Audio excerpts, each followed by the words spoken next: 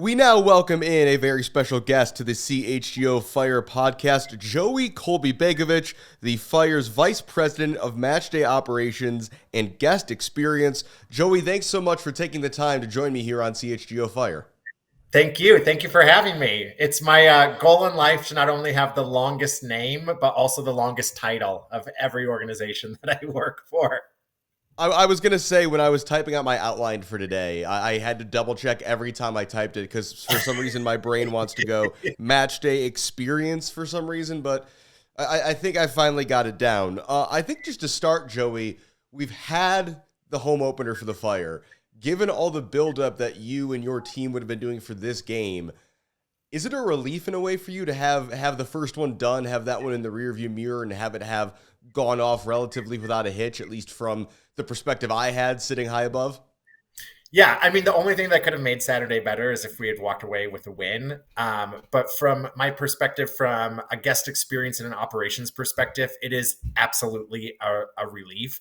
I am coming to the MLS from the NFL where the offseason is a lot longer. And so to have this short of an offseason to prepare and being new to my role, it was a lot and very intense. So to get everything to the finish line, or as much as we could, we still have some things that we're going to roll out throughout the season, was definitely a relief, and super proud of all of the things that we were able to do. Super proud of my team, super proud of the city for showing up in the way that they did.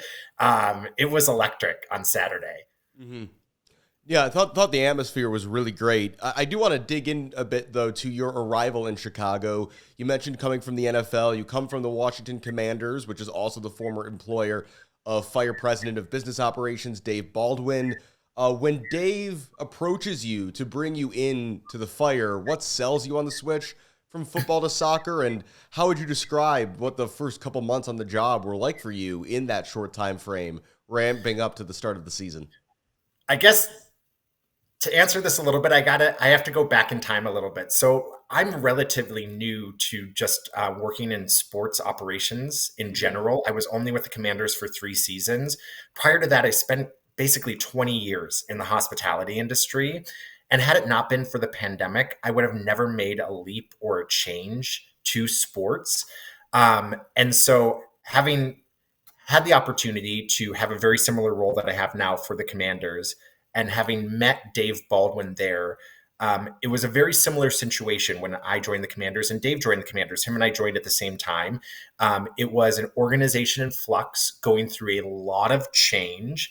The product on the field had not been that great. There was some other outside noise, that you can read about in the news. And we were getting ready to launch a new brand, build an identity, try to pull history forward while at the same time introducing new and innovative things to guest experience. And so when Dave left the team, a year and a half ago, I was pretty bummed because Dave and I were very close. And so here's the way: Dave was the chief ticketing officer there.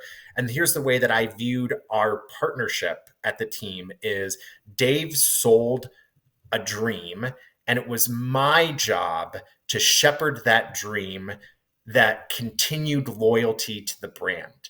And so, this past, I would say, November, I was ready to move on from the Commanders for a whole number of reasons. My husband and I had made a decision for our family that when the season ended in January, that I would look for a new opportunity. And serendipitously, at the very beginning of December, Dave Baldwin called me and he said, "Joey, I've been here for a year. I'm going to restructure some things around. I think what you do at the Commanders would be beneficial to stand up that sort of role and position here. Take some elements from the marketing team, the operations team, put them under your purview, and see if we can do some similar transformative work here." And so it all was like the stars aligned, like it was meant to be. Now, I love soccer. I grew up playing soccer. I haven't really been following the MLS. And so to be in this world, I find it not only fascinating, but just so much opportunity. I mean, everybody knows that, soccer is a really fast growing sport. The World Cup is coming to the US in a couple years. There's a lot of energy around the league right now, obviously with big stars from Argentina joining teams down in Miami. And so yeah, one diminutive Argentine in particular and his band of friends that seem to be quite good at this thing. Yes. So to be a part of all of this excitement, also in a city that I grew up loving. I'm from just outside the Twin Cities. Growing up, Chicago was like our New York City. In fact, growing up, I always thought that I would live in Chicago because it was like the closest metropolitan area to where I grew up. And to be in Chicago, to feel closer to home and my family, it's all just like a bundle of so many great things that I love happening at once through this opportunity. Sorry, that was really long-winded, but I'm just jazzed. It was long-winded, but it's good. I mean, you can tell just in your answer, and especially ending there on the Chicago note, like the energy's there. And I think this is true of any industry and anything, but I think when fans are listening to you talk about this, they're only going to be more confident in what you're bringing to the table because they can tell you're so excited to be doing it. On that note, let's talk about some of the things we saw on Saturday. Obviously, big overarching theme, back to red. When you're in these meetings leading up to week one, how much is the color, the history of the team, how much is everything being tied into that and the way you're thinking about things and approaching what this season will, in a very literal sense, look like for the Fire? Yeah, I mean, so the back to red, the return to red, it was the lens we looked through everything, right? Part of the team's history. The men in red wore those, all red kits when they were, at their prime in the late 90s.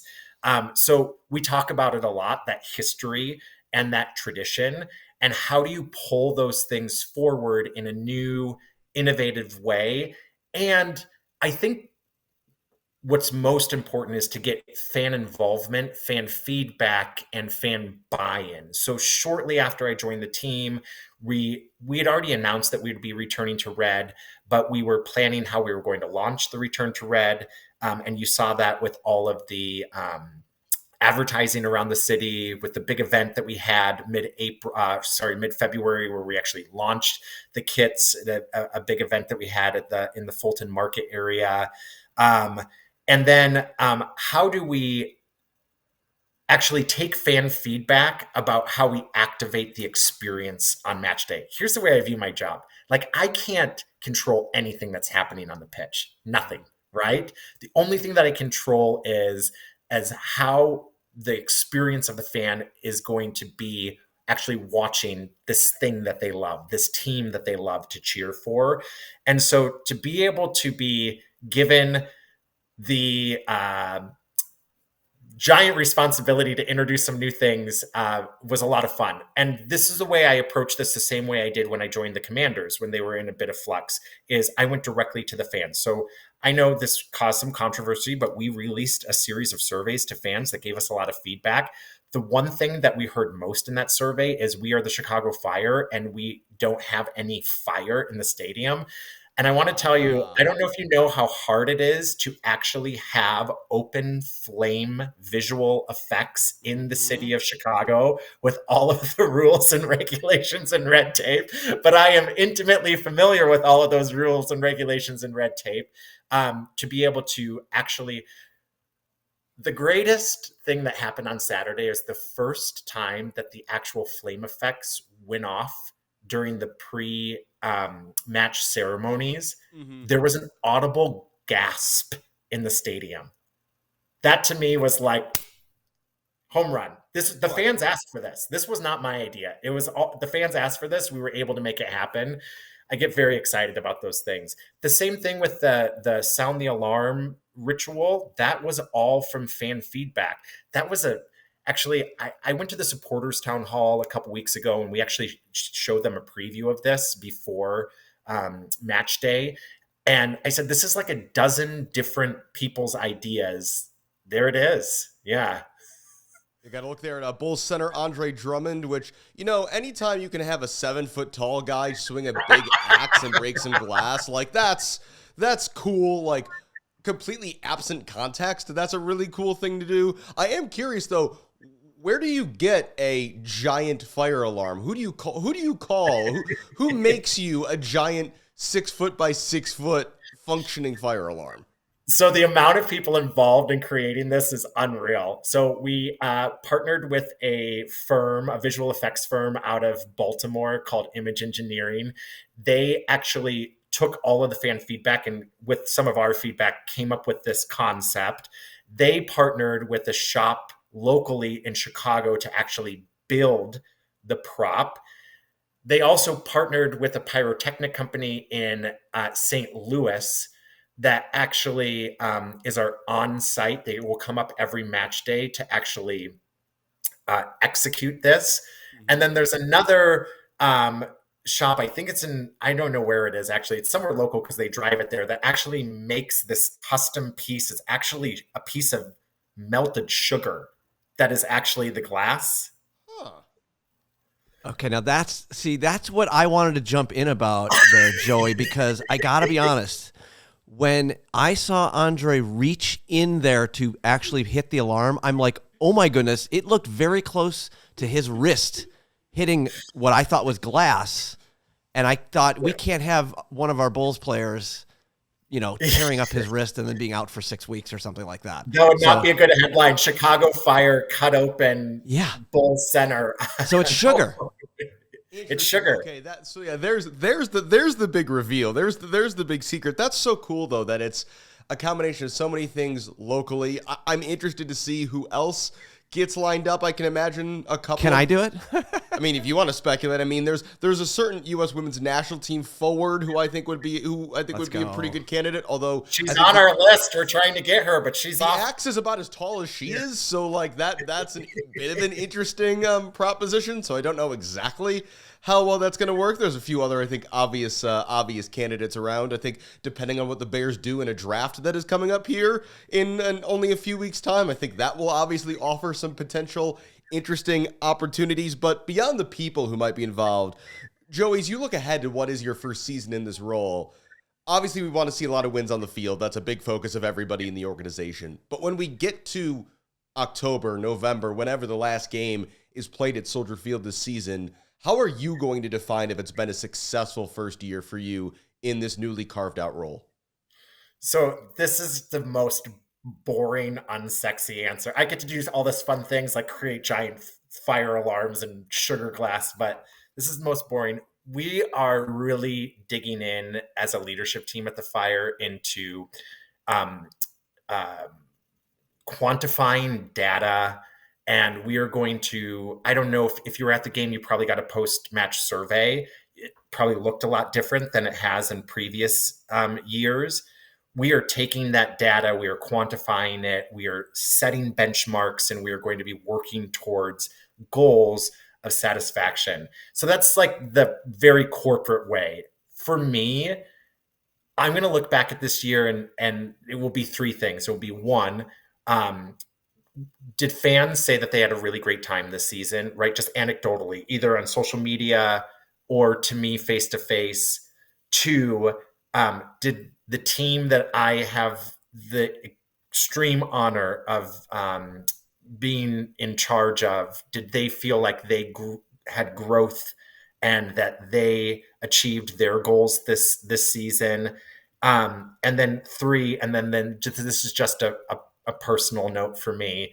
In this season where my life, which means my family's life, revolves around this team and sports, did they feel like they integrated into this new home for us? And so if I am October and hopefully later, let's say December, let's go with that. Let's get a snowy MLS Cup, something like what we saw in Utah this past weekend between RSL and LAFC, something along those lines. In December, we can look back and those, we can check the boxes on those three areas. I think I'll be a real happy camper. I do want to just say personally, and this is a different experience than me when I first came to Washington. Washington's great, right? But people have been so supportive and welcoming and have given me so many great ideas and shared their opinions in such a kind way